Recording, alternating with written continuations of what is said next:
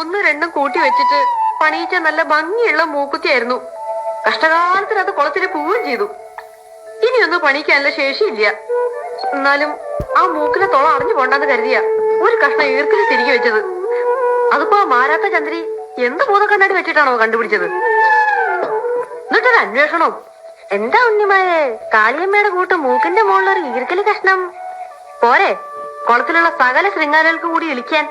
Show, നിന്ന നിലയിലും കൂടി ഉരുകിപ്പോയി നാണം കെട്ടിട്ട്.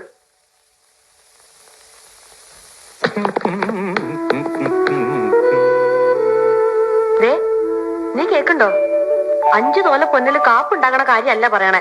ദാ ഇത്തിരി ഒരു നുള്ളു പൊന്ന്, അതുപോലെ എന്തെങ്കിലും ഒരു കല്ലും വെച്ചൊരു മൂക്കുത്തി, അത്രേ മോഹിക്കണുള്ളൂ. ആരോട് പറയാനാ? ഇവിടെ ഒരാളിരിക്കുന്നുണ്ട്, സദാ നേരം ഒരു പൊട്ട ഹാർമോണിയത്തിന് മേലെ കമിഴ്ന്ന് കിടപ്പാ പണി. ആ കുന്ത്രാണ്ട് ഇവിടെ നീ എന്ന് കൊണ്ടുപോകുന്നോ അന്നേ ഗതി പിടിക്കും എല്ലാരും. കടലാസും കുപ്പിയും പെറുകാൻ വരുന്ന പാണ്ടി പിള്ളേർക്ക് കൊടുക്കണം എടുത്തിട്ട്.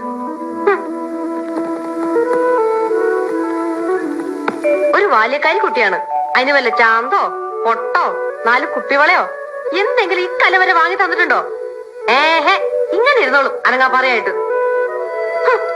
എന്റെ തലയിലെഴുതും.